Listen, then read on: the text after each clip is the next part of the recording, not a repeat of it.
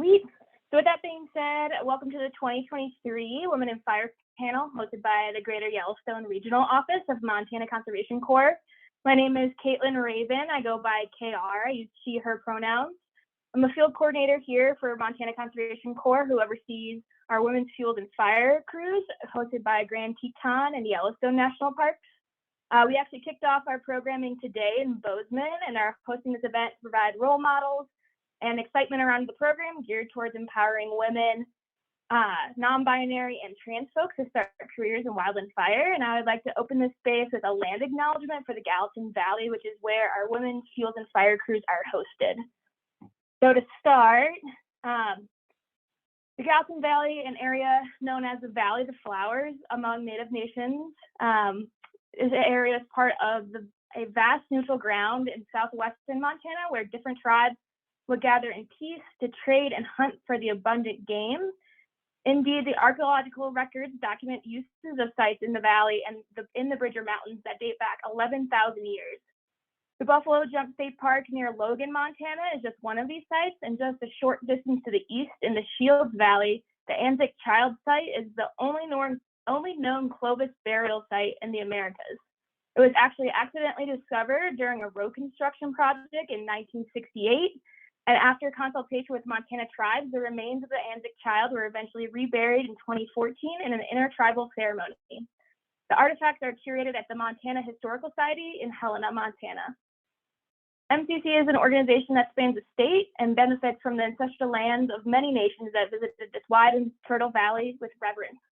As such, it is fitting that we acknowledge these sacred lands of the Absaluki, Crow, Nez Perce, Lakota, Blackfeet, Salish, Shoshone, Northern Cheyenne, and recognize these as sovereign nations. We recognize these nations in relationship to the valley and celebrate that they continue to gather and prosper here, notably at the New American Indian Hall at Montana State University and during the annual MSU Spring Powwow, which is one of the largest gatherings of Native peoples in the Northern Rockies. And not far from here in Paradise Valley, at the northern border of Yellowstone National Park, these same Native peoples continue to hunt and honor the wild buffalo as they did for millennia prior to European colonization. As an organization that relies on partnerships with federal, state, and local agencies that now govern these ancestral lands that were forcefully seized from the Native people, we acknowledge that we perpetuate Euro-American ideas of conservation and ownership, and that these ideas are part of the oppression of the Native people that have relied on the bounty of the Valley of the Flowers. Yet, we are committed to pursuing justice by reflecting on the way we express traditionally Eurocentric ideas of conservation and leadership. We want to open our gathering by recognizing Indigenous peoples' continued leadership of lands across the Northern Rockies and Plains, and how Native ways of knowing and caring for the land and each other may enrich the ways we make our community a place for all people, especially Black, Indigenous, and people of color, and LGBTQIA2+ people, to experience safety, belonging, and validation.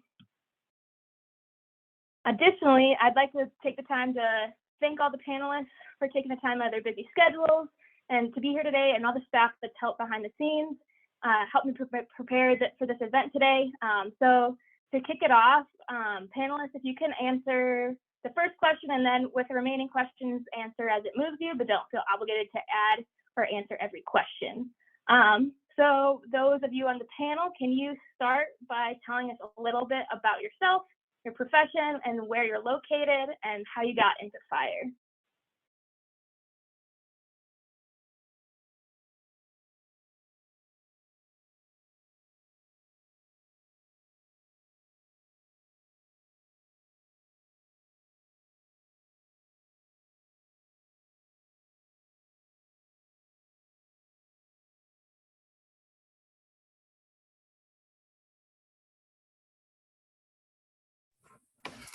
Is there an order to this, or should we just jump in here? Jump on as you feel called to it. So if you want to start, Christina, that'd be great. Okay, I will start. My name is Christina Luato. Right now I'm in Whitehall, Montana. I work for the U.S. Forest Service. I'm the assistant fire engine operator, which basically is just a fancy way of saying third in charge on a fire engine. And in the wintertime, I work for the Nature Conservancy in Wilmington, North Carolina, as the burn crew leader. And then how did I get into fire? I actually started on an AmeriCorps crew, I think it was 8 years ago. So I've been doing it for the last 8 years.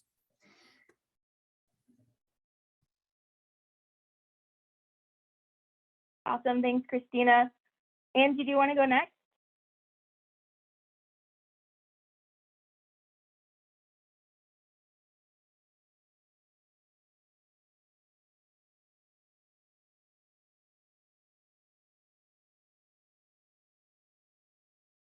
Looks like Angie is working on connecting to audio. So Lori, would you mind going next actually? Yeah, can you hear me? Yeah, I can hear you. All right, for some reason, my video is locked.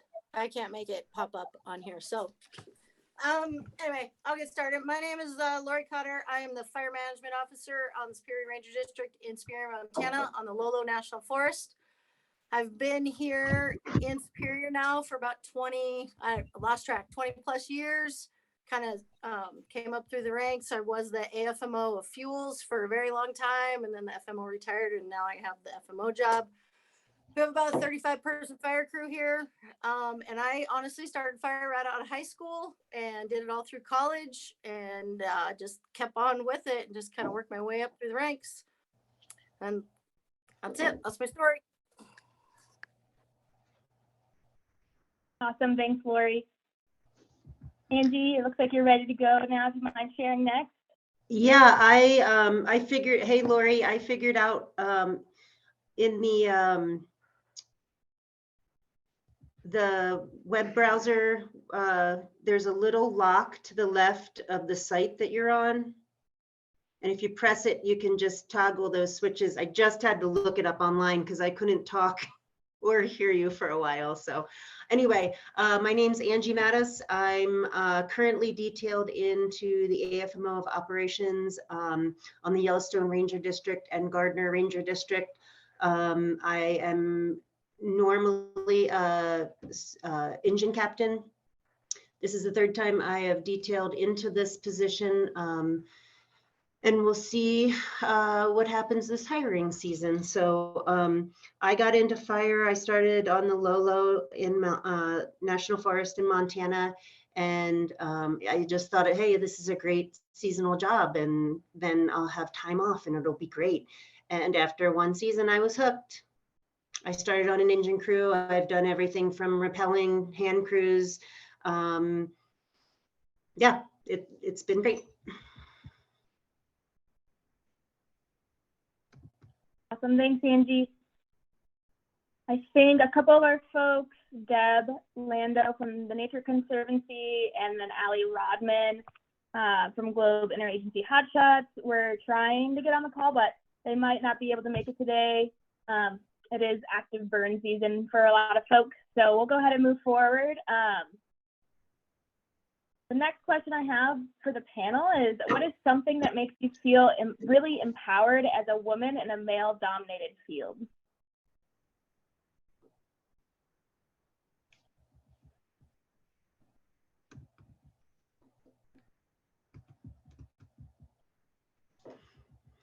I'd have to say what makes me feel empowered in this job is relying on the experience and knowledge I have.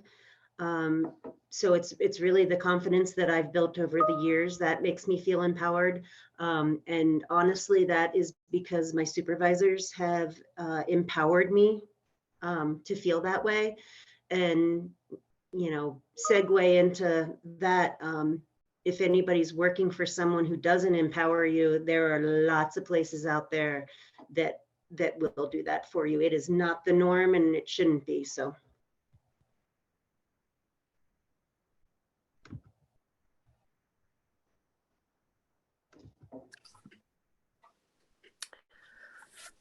I guess I can add my 2 cents into that one. Just the way that the question just worded, you know, the fact that I'm a woman in a male dominated field, to be honest with you, I don't ever think that way. I don't think that, oh, I'm going to work and there's a bunch of guys there. Like, it's not, I am just who I am, and I don't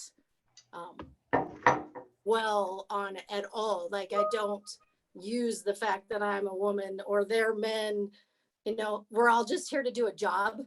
And it, you know, if you, you know, reality is that there's definitely more men in fire than women. And that's just reality. That doesn't hinder me from being able to do my job.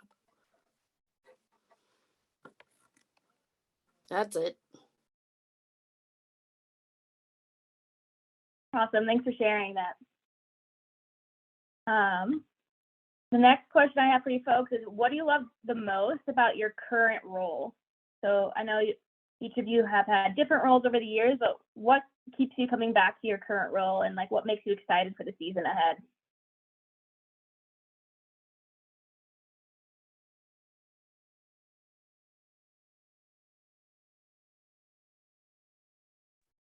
I guess I can go first. I think the thing I like best day to day is just kind of being outside in different really cool places that you wouldn't get to go otherwise. I mean, that's kind of true for a lot of outdoor jobs, but I really just like the opportunity to live and work and be outside in really unique landscapes.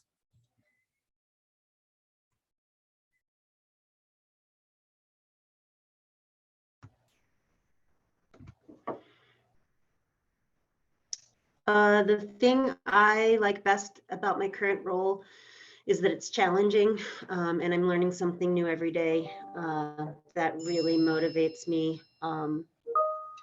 Anytime I'm feeling really comfortable, I know it's time to try something new.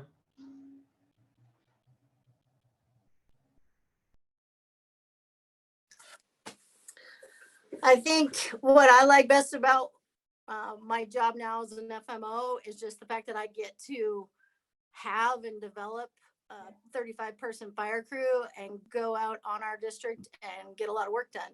We do a ton of prescribed fire here, and that just adds to the development and training of my firefighters. And so to watch, you know, young people come in and even our seasoned guys and just develop them into even stronger firefighters, and you get to do that every year. That part's pretty awesome. And of course, just being able to have a job that allows you to be outside a lot is also a big bonus.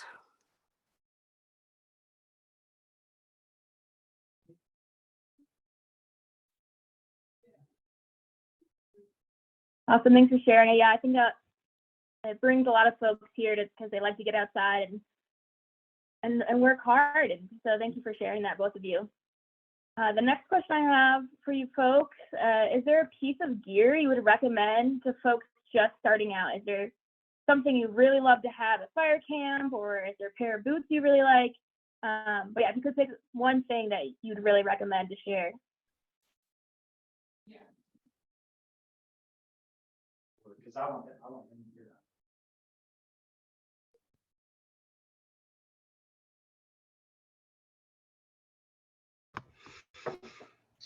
I'd say for me, it's definitely, it's tough sometimes to get the right nutrition when you're out on the fire line.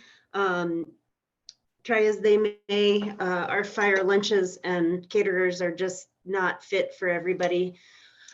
So I try to take, you know, either if I have the time, go to the supermarket, or bring the food that I want, that I know will nourish me, or you know, just stockpile that stuff up if you know you need it, or if you have allergies or something like that.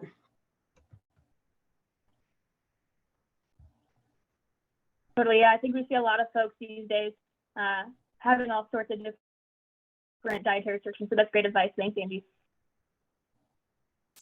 I would say the thing that's worth spending the most money on is kind of the high use things you use every day. So like boots or socks, And also for me, like sleep is really important. If you're not getting good sleep when you're spiking out, you're not going to be able to do your job well.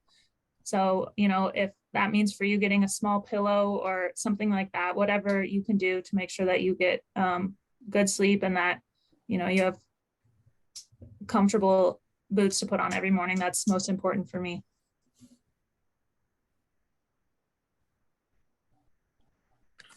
Is there a specific boot brand that you found that works for you, Christina? I have found that I tend to prefer the hiking style boots as opposed to the loggers, but some people, you know, it's the other way around. So it's kind of just when you're first starting, trying different things out when you have the opportunity and figuring out, you know, for your body what is most comfortable. And don't get the really cheap ones, you know, it's something that's worth spending a little bit more money on.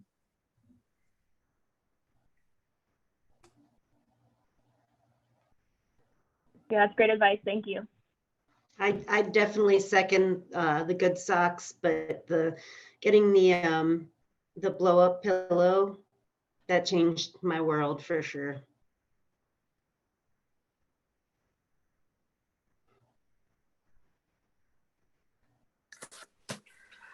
I'll add my 2 cents here, and I'll go a little bit different angle.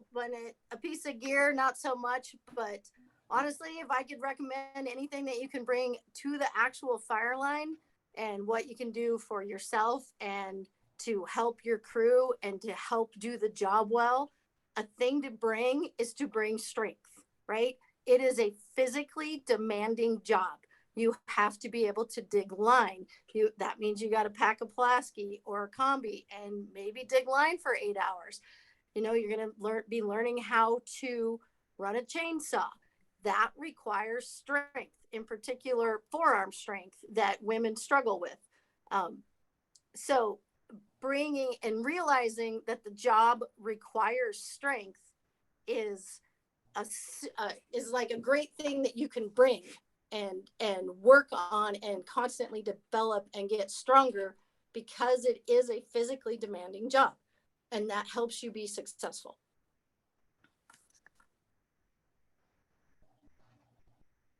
Yeah, totally.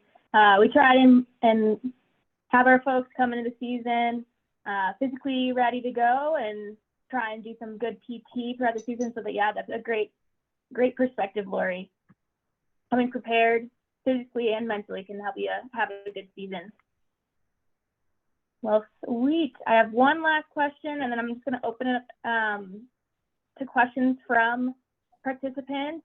The last question I have is if gender has ever felt like a barrier to you in fire, what strategies have you used to overcome that?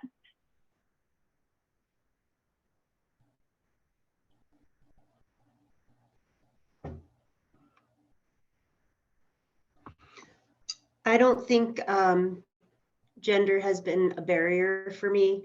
Where I started, where I progressed, the places that I've worked, it just hasn't been an issue. I've always been empowered by the people I work for. So it really hasn't been an issue for me. I've done lots of women's groups, PFTC.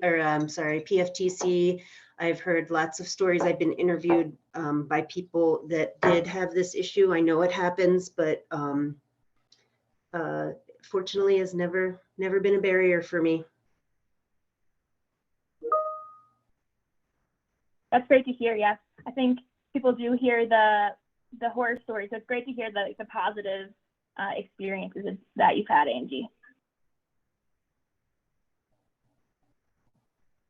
I would say that working hard and having a good attitude will always serve you well, kind of regardless of gender. That gets noticed pretty quickly. And there's been like a job or two that I've had where I have not felt supported by my supervisors, but again, kind of as was mentioned before, I don't have those jobs anymore. There's plenty of other places to go and find good environments for yourself to do well in. And I also have there's women that I don't work with day to day that if something does come up, it's always nice to kind of have another female perspective on matters. So there's kind of women that I have built relationships with that I'm able to kind of talk through those things with when they do come up.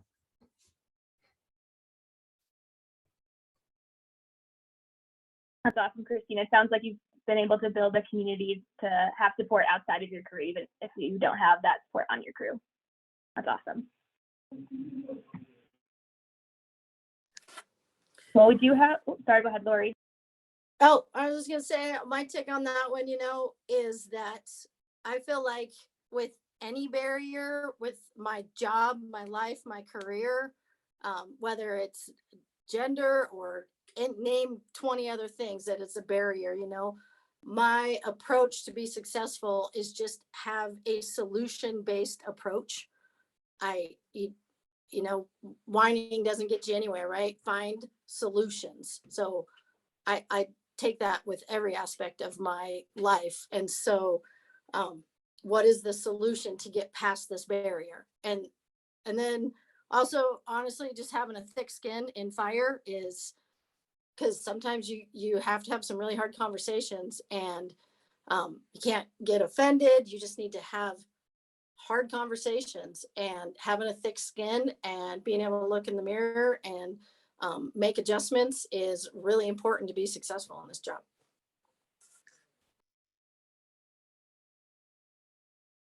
Yeah, what I'm hearing from that is just having good communication skills and addressing conflict as it comes up and meeting things head on. Yeah, that's great advice. Thank you, Lori. We do have one question from the chat. The question is from Northwest Youth Corps. Have you found any situations in your work where things are made for / assume everyone is cisgender or male? Are you often the only non-male identifying person during your workday? So if I'm reading this correctly, yeah, how often are you the only non-male identifying person on your crew?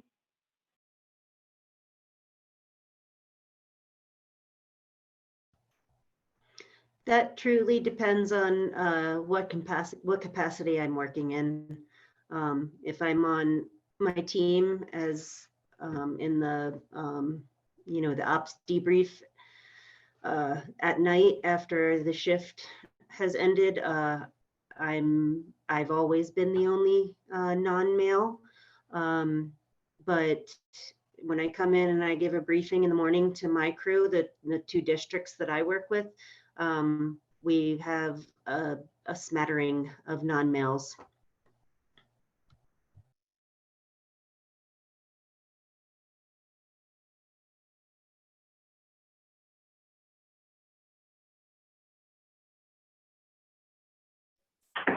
Yeah, I would agree with that. And then on the first question, the gear that's made, most Nomex and things like that are made for men, but you kind of just have to find the size that fits you. And then also there is women specific gear available, and I personally don't use it, but I mean, it never hurts to ask for those type of things, if you feel it's very important to you.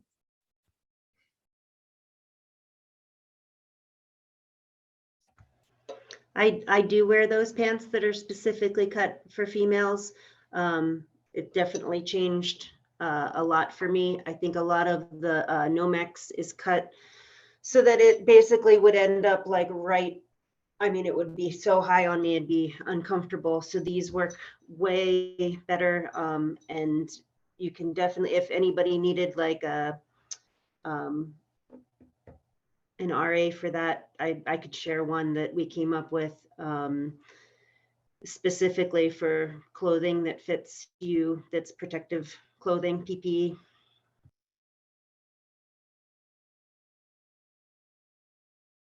Awesome, thanks, folks. Looks like we have another question in the chat. It says, what are some ways you balance work-home life? And what are some ways you take care of your mental health on and off the fire line?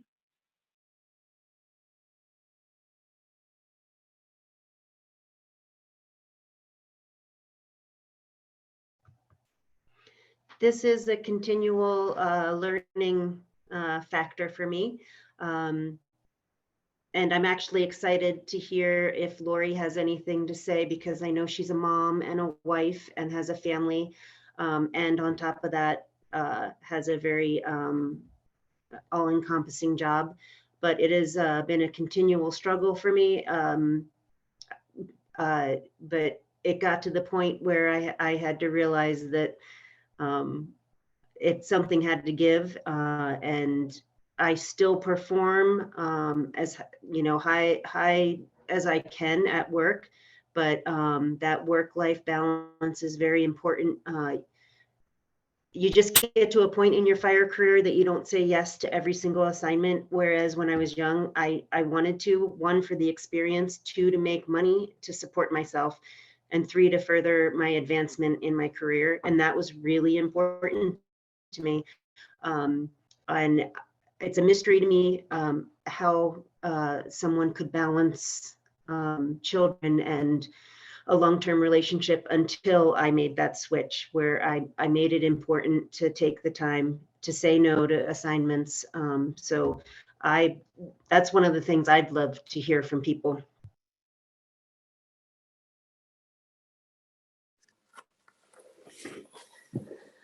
Yeah, I can go here. Yeah, it's tough. So I am a mom. I have a set of 9-year-old twins and a 6-year-old. And, the whole work-life balance thing, when you're fire, honestly, fire is part of your life, right? So in my office, I have a box of Legos and a couch for my kids to sleep on. So, and it's, and then my husband is also in fire. So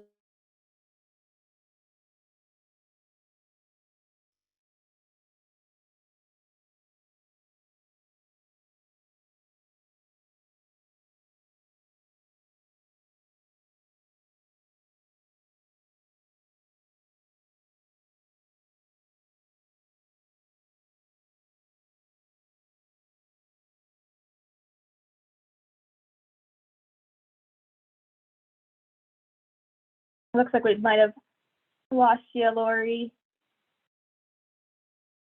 At least your audio cut out.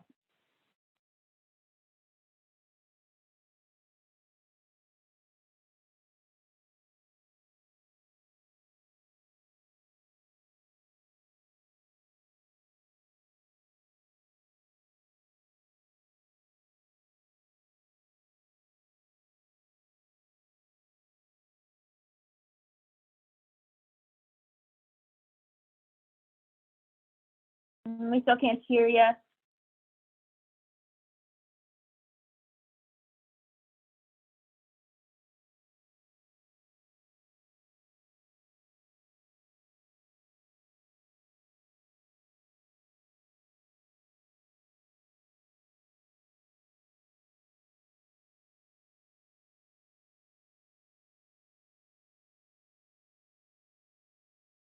Lori, we'll come back to you if you get your audio working again.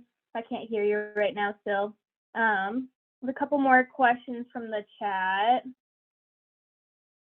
The next one I see is, how have you overcome challenging work days and found motivation?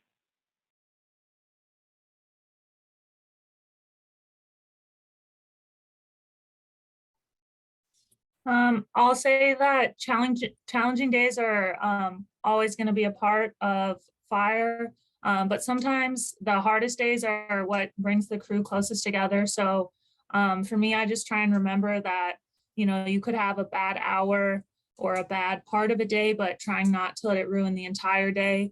And then also knowing that being able to manage your own emotions is for the better of yourself and the crew. So just trying to figure out how to stay positive and, make good through the challenging times. But then also if things are really hard, giving yourself some time and space away to, get back together.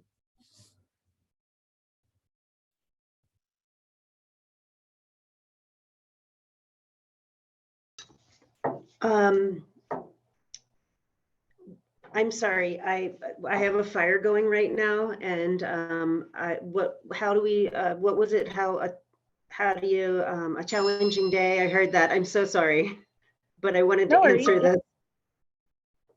How have you overcome challenging work days and found motivation? Honestly, for me, it's that I want to be doing this, that my hard work is noticed and rewarded. And that honestly, I can say all day long that I don't think what people care about me, or I don't care what people think about me, but the people I respect and the people that I work with and for, I do care what they think about. And that does give me motivation. And succeeding in this career has been very richly rewarding to me and my life.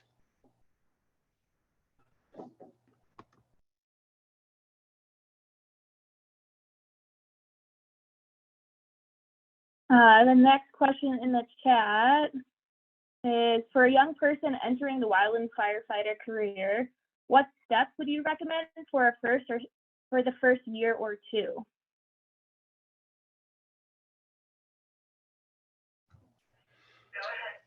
I mean, I still hire seasonals every year that are brand new. And I would say this goes for whoever you are. Be a sponge, listen. And that motto, there is no dumb questions. You have to firmly believe that.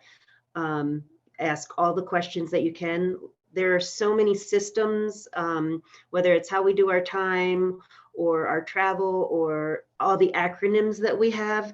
There's going to be questions. I have questions every day, and I've been doing this for 22 years. You're just going to have questions. Don't be afraid to ask those questions.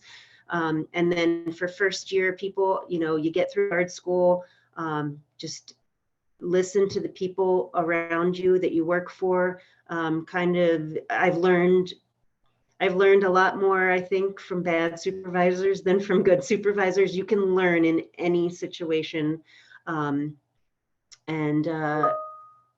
Yeah, advocate for yourself. Say, hey, I want to move towards this. Learn the steps of getting your FFT1 or your ICT5 or your HECM. We usually send people to HECM, I think, like the second year, which is helicopter crew member. I'm sorry, more acronyms. But learn the steps to get there, and hard work will always be noticed.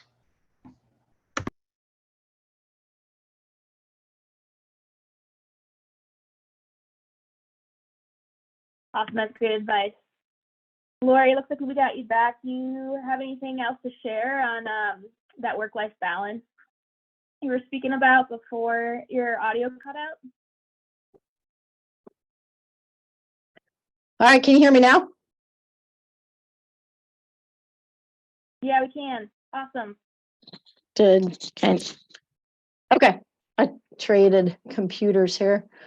Oh boy, I don't know where I cut out. But yeah, basically, this is a demanding job, and so it takes a lot. And luckily, I think having kids later in life actually helped me with fire, because I was able to be in more of a leadership role, and I had a little more flexibility being a little higher up.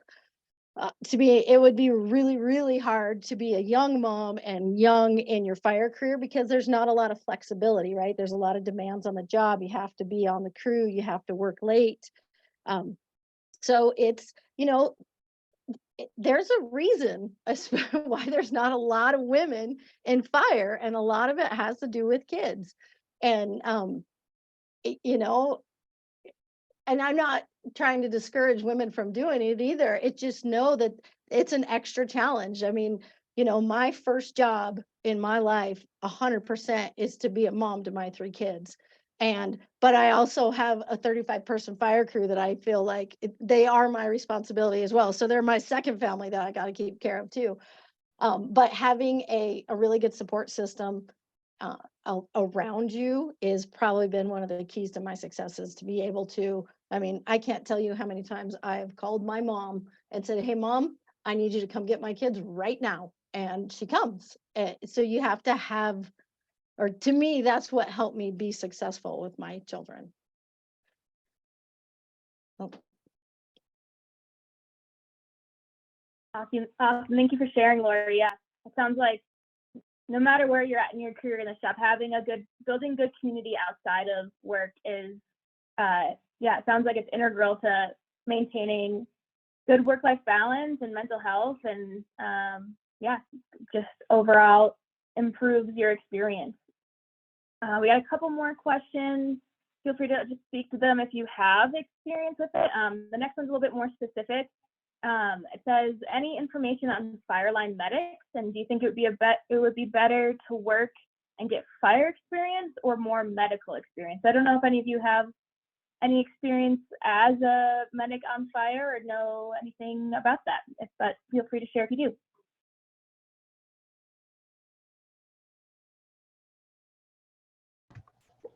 I can share what we, how we hire people.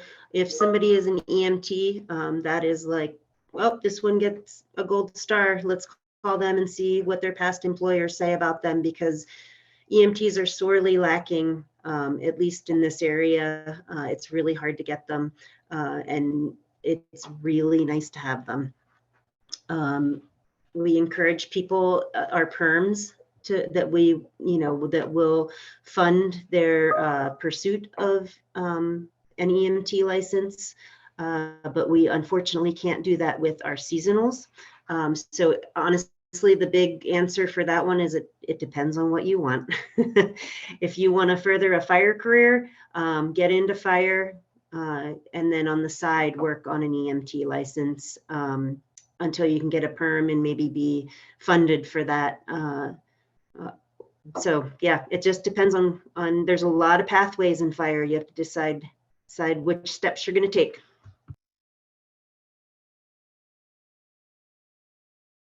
Yeah, this question, I'm going to skip over one and come back to it just because this one question kind of follows up with that.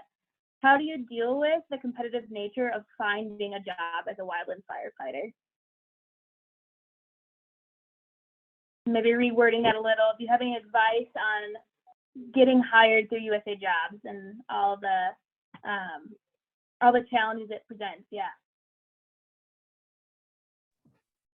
I would say as a whole, there's a lot of vacancies right now in fire.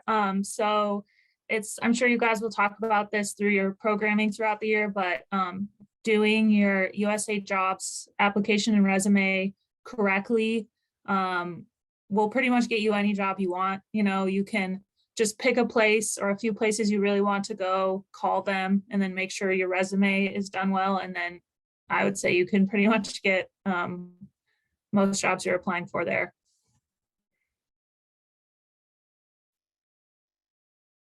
yeah, I would agree with that. I'll second it, that it's wide open. There's so many places right now that are trying to hire that can't, just because there's not people out there that are willing to do the job. And so honestly, my advice is to actually do a little bit of research though. It is a wide range. Like up north on the Kootenai and the Flathead, their programs are completely different than, say, a fire program in Wyoming, or they're completely different than ones in California or Oregon. And so depends on which way you want to go and what you want your fire experience to be. Even on the low, our districts are so different compared to what my program looks like compared to what the Sealy Lake programs look like. And none of them are better than the other. They're just all a lot different. And yes, doing the USA Jobs in October, right? Somebody help me out there. I think it's in October when you need to apply. So meeting the actual deadlines is probably key to actually getting a job.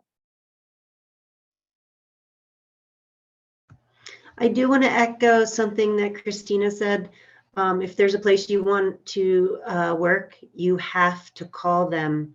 That's another gold star for us. In fact, that's even higher than EMT. They actually know where we are and they called us. We're going to see what their past employers have to say about them.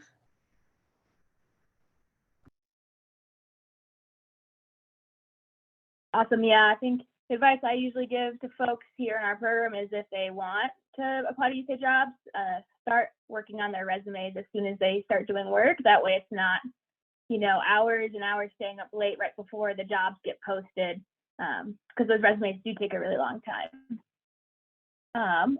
Couple follow-up questions with that. Have any of you gotten experience working on fires abroad in the off season? And if so, any recommendations for countries or programs that welcome American wildland firefighters? And also in conjunction with that, do you have any experience with people coming from the USFS Fire Apprenticeship Program? And do you think it's worth it to go through the program or take a different path? I know that was kind of lengthy, but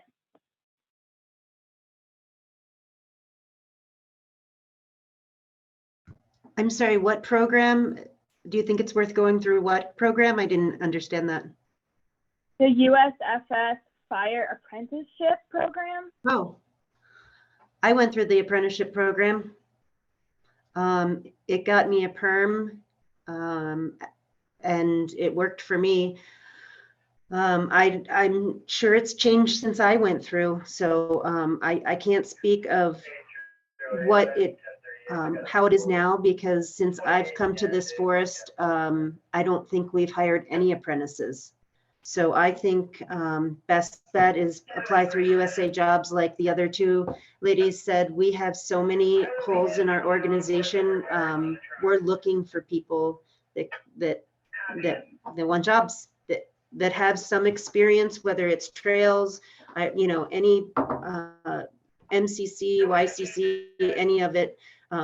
Any kind of ranch work, any kind of trails work, any kind of, you know, just to show anything you can put on your resume that shows that you were an athlete in high school or college, any extracurricular activities. We're just looking for somebody that can actually physically do the job first, and then any bonus information you can give us is wonderful.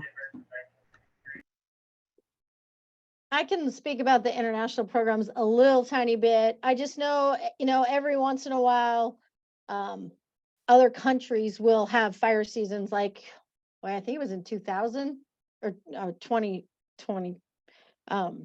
Australia was burning up. And so my husband did go there. And then we've also sent people like up to Canada, but it's usually during, you know, they're having really extreme fires, and there's such a draw on their resources that they're looking for international support. And usually it tends to be at that higher levels, you know, engine boss, division supervisors and up, that really go international. I really, you never hear about just like a basic firefighter type 2 going to Australia, say, to do a fire. Not saying that they can't, I never have heard about that. And then I can add, I've spent the last 5 winters working in the Southeast on prescribed fire crews. So that's a really great, I love going there in the wintertime, and it's a really great experience. So if people are looking, you know, for a change of scenery and new experience, like it's very different burning in the Southeast than it is burning in Montana or out west. So kind of looking into those type of crews is also a really good option.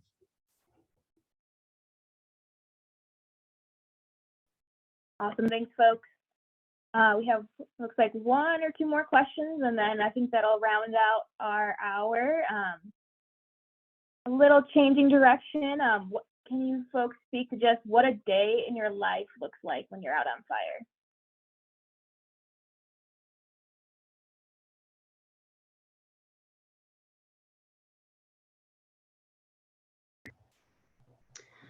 Again, I'll fall back on what I said before. It really depends on what capacity you're working in, what qual you are going out on, and what fire you're on. It's so diverse. It's pretty great that it's diverse, because you're never going to have the same, you know, you're never going to get bored, that's for sure.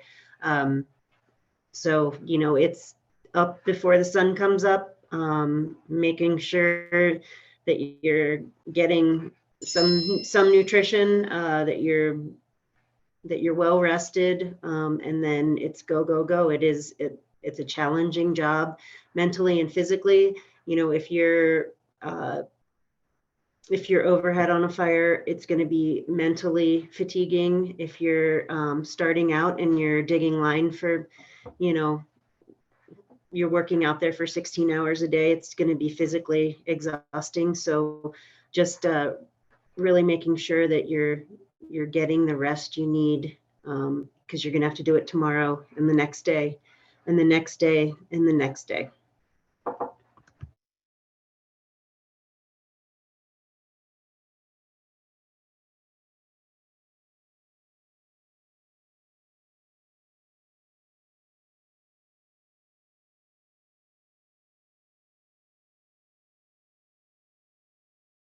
Awesome, thank you. The last question we have is, what are the most important resume builders for these positions? I know Angie spoke a little bit about just the physical capability, but is there anything that you folks see on resumes and it like really like like having an EMT quals? Does anything else make a resume stand out?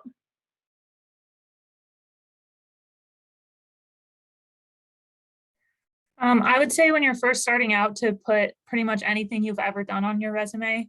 That will really help you get through the process. It's not like a normal resume where it's like 1 or 2 pages, you know, it can be upwards of 10 pages. So just anything that you think is relevant, throw it on there.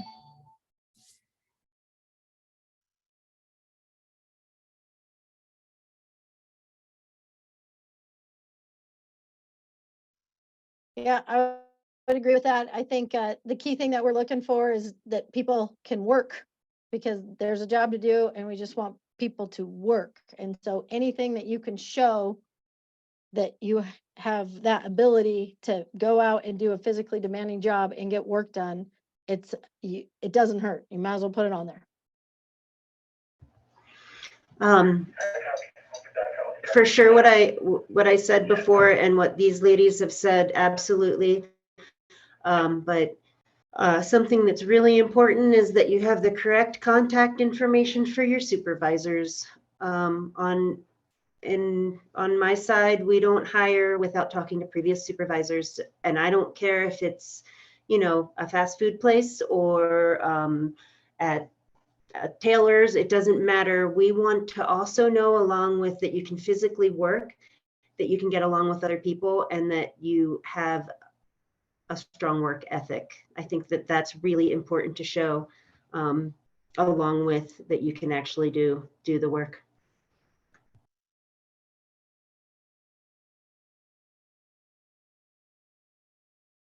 Awesome, thanks everybody. We do have one chat also that says from Elena,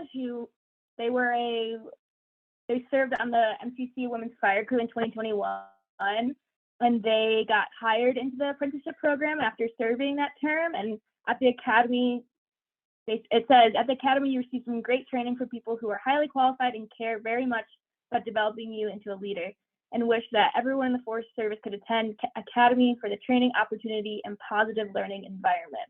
So it sounds like the apprenticeship program is going really well and is highly recommended. So maybe that's a good path for people to look into as well. Can I just add one thing? If you know where you want to work, it might be worth calling and saying, hey, how often do you hire apprentices?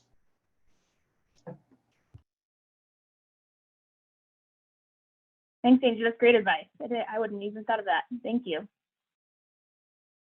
All right. I think that's the last question I had in the chat. Thank you, folks, for participating today and being here. If you have any closing remarks, any other advice you want to offer these folks for the season or for seasons ahead before you leave, feel free. But thank you so much for being here, and I appreciate all of your time. I'd just like to say that I have worked with people that have all sorts of body types. I've worked with extremely small statured people that I consider powerhouses. And I've also worked with people that when I first met them, I thought, I don't know if they're going to be able to even PT with us, and they proved me wrong. So I don't care what you look like. If you do the strength training, if you do the work, and all you have to do is prove yourself.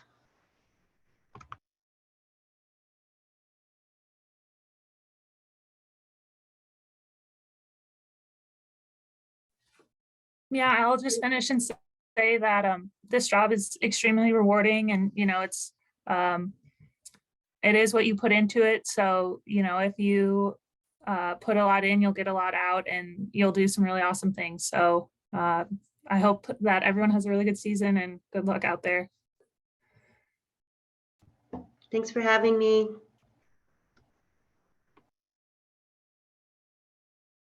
Yeah, thank you folks again for being here. I really appreciate your time, and know that it's really impactful for the folks in our program and everyone that has attended today. So yeah, just want to thank you one last time. Thank you so much.